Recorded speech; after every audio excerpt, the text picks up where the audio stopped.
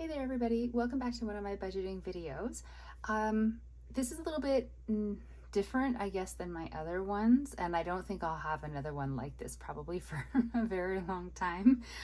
It's just sort of like a tips suggestion for things to look out for that might be eating away your money that you don't realize.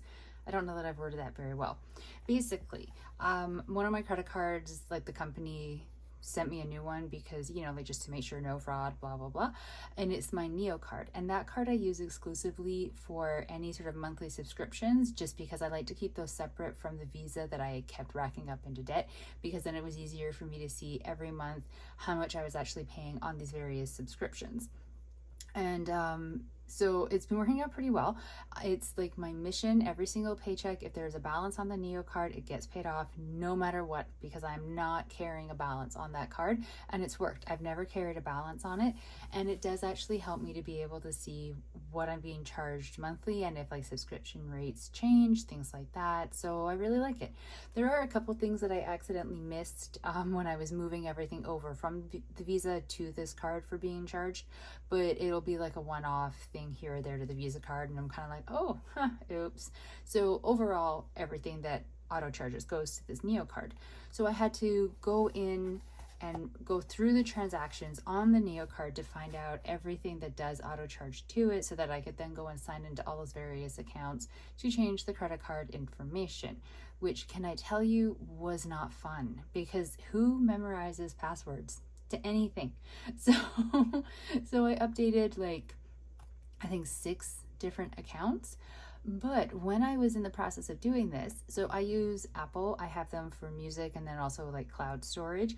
And so when I went in under like the settings and everything on my phone to go into my Apple account to update my payment, I noticed, and I never really paid attention to this, which I'm probably the only person who hasn't, but there's a spot in there where you can go and see all your subscriptions that are getting charged either monthly or yearly.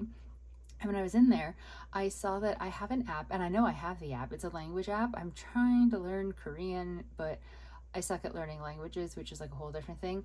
But I have a language app called Cake that it's like, it was recommended to me. It was supposed to be very good. I never consistently used it, so my not learning the language is absolutely not the app's fault. It's me, totally me.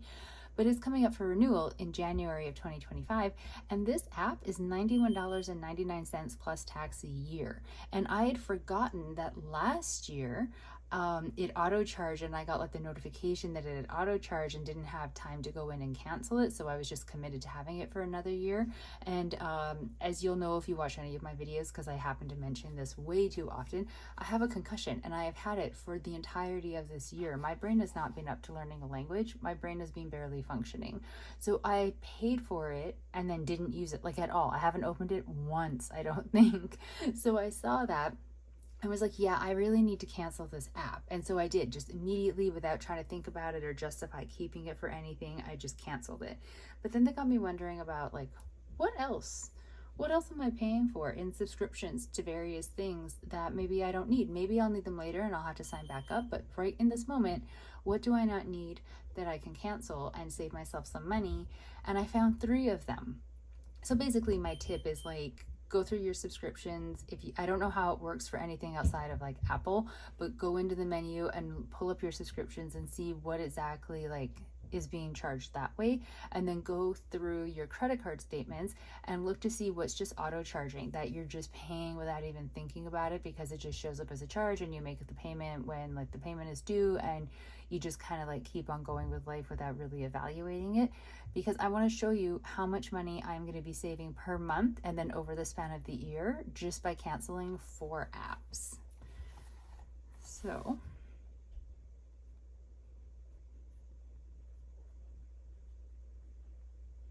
apps I canceled.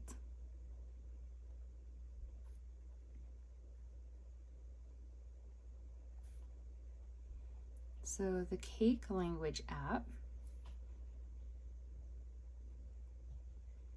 $91.99 per year. And then I already did the math in advance, so you don't need to see me struggle with the calculator. that comes out to $7.67 per month. Now it is charged yearly, so it's not like every month I'm feeling that in my budget. It's like a one-time purchase, but still. I did it because some of the other ones charge monthly, so I wanted to be able to show you the total amounts per month as well as per year. I am an actor, but I have not been able to audition since I got my concussion. I struggle with my memory and with bright lights and sound and confusing environments. And by confusing, I mean like the grocery store is confusing to my brain because there's a lot of things happening at one time and a lot of stuff to look at. And I'm still struggling quite a lot. And I'm actually still a fall risk, which I recently got told by 2 of my physios, and I'm a little bit hurt by that. I thought we'd moved past that and I was maybe like a wobble risk, but still full on fall risk. So my agent let me go. And I laugh, but it's only because it actually really hurts. You can't get any acting work if you don't have an agent unless you want unpaid acting work that isn't going to do anything towards advancing your career. All of the stories about like, oh, work on like an indie project or work on like a student project and build up your resume and get experience being on a set means nothing. It means nothing to casting. It means nothing to agents when you go agent hunting. It means nothing. So the things that I could apply for that would not pay, that would be student projects. They might be fun, but they wouldn't actually pay me anything. They film during my work hours, so if I took time off work to go and do them, I'd be losing money, and they wouldn't be advancing my acting career in any way. Because trust me, I had years of doing projects like that, and it is fun in its own way, just because I find almost everything in connection with acting fun in some way, but I cannot afford to take time off work to work on an unpaid project. It isn't financially possible. So when you are with an agent, now different agents might use some different apps, but there's about 4 of them that are just like automatic. You as the actor have to have memberships to, and you as the actor are paying for these memberships. So there's Actors Access, Casting Networks, Cast It Talent, and then Casting Workbook. I did not cancel my casting workbook. It's sort of like the basic of the basic ones for where I live. Like I'm in Burnaby, but really everybody just is like Vancouver and surrounding. And so it's like the Vancouver branch of it. That one I didn't cancel. It renews every year, and I do plan on getting back into acting once concussion-wise I can. And so that one I didn't even contemplate canceling, to be honest. It's like I said, it goes per year. I have the cheapest plan. It's just basically I've kept it so that I don't lose it, like lose my spot in the system. But the other ones I canceled, and it really kind of hurt, which I know probably sounds dramatic, but it just really solidified that for a while at least I don't anticipate doing anything related to acting. And maybe I should have canceled these earlier in the year. I honestly did not even realize for quite a while that I was still paying them. Like it didn't even dawn on me, which kind of goes to my concussion confusion and stupidity. And it just, yeah, when I was seeing the charge, like the monthly charge, it didn't click in that like, hey, maybe I shouldn't be paying this right now because I'm not going to auditions. It really only clicked in when my agent was like, yeah, no, I'm dropping you because you can't, it's been too long and you still can't go out to auditions. So I'm basically just taking up a spot on her roster. And like, I get it. I absolutely get it. Doesn't mean it doesn't hurt, but I get it. But then I was like, oh, I'm paying all this money for these apps and well, for like the memberships to like these services, I guess, and maybe I shouldn't. So the Actors Access is $12.99 per month. Now of course there's tax on all of these. I'm not calculating out the tax. It's impressive enough seeing the numbers pre-tax. So that comes out to $155.88 per year.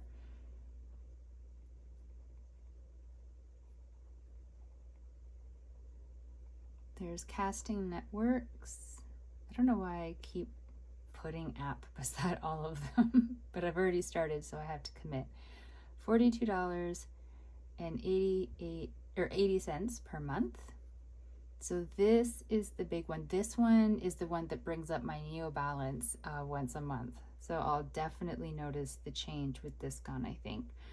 This one comes out to $513.60 per year. And then Cast It Talent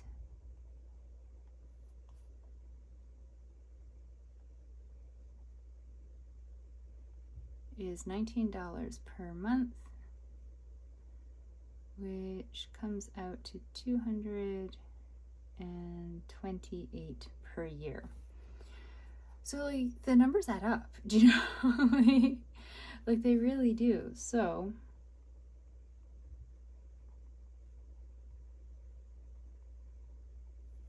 my savings per year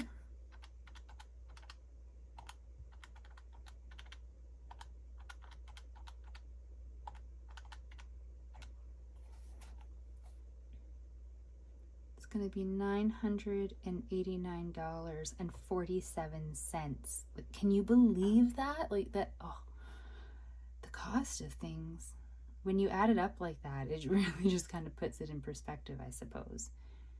And then savings per month.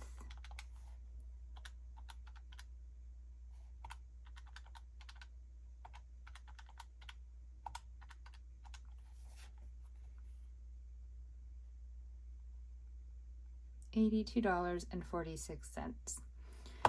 So I feel almost like I found money in my budget, which maybe doesn't make sense, but in my head it does, because these, especially for these ones, because they were being charged on the regular, like the cake one, I wouldn't have felt the hit from that until January, so it really wasn't on my radar at all.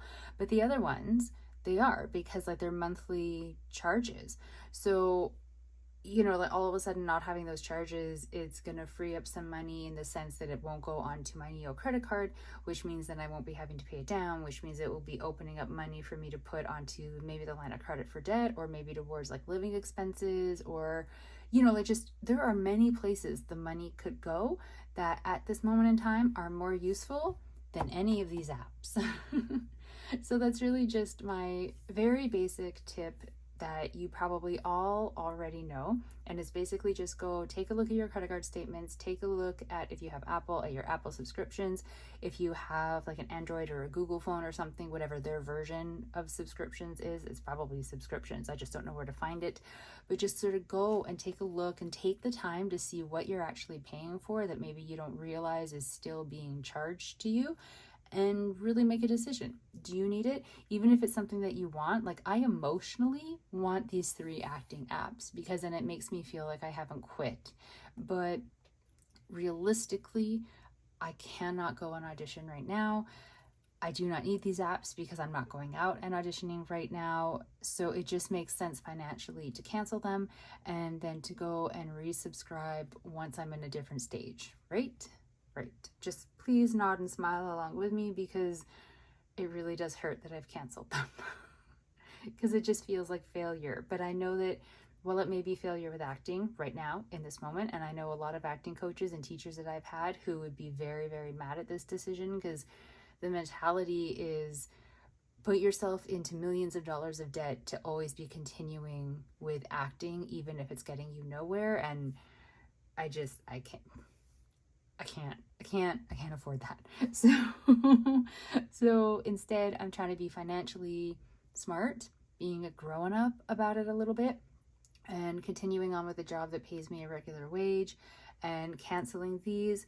And there's no rule that says I can't go back. I just have to keep reminding myself of that, you know, when I'm sad about it, because it really does mean that right now my acting career is on pause, it's fine, because I'm going to get myself into a better place financially and just a better place in general with my health as well.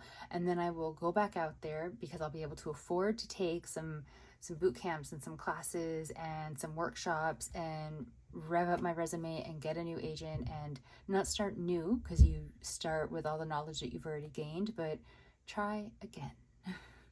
But first, the money, right? We're focusing on the money. So thank you very much for sitting through this video about how I sort of found some money in my budget / saved some money from going out, however you want to look at it. I really appreciate you taking the time to watch my videos. It really does mean a lot to me. And let me know if you've already done something like this. I'm sure I'm very late to the game in doing this. But if you have, like, did you find things? Did you realize that you were spending money that you really didn't need to be? And did you feel a difference in your budget once you canceled them? Basically, I'm looking for validation that this is the right move. So help me out here. And if you haven't done this before, but you're like, oh, maybe I'm going to go and have a look, like I highly encourage you to, because even if you don't find anything that you can cancel, at least you know that.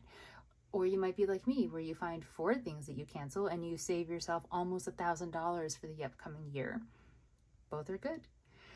Thank you very much for listening to me. I hope you're having a really great day. Stay safe out there. I'll talk to you in the next video. Bye.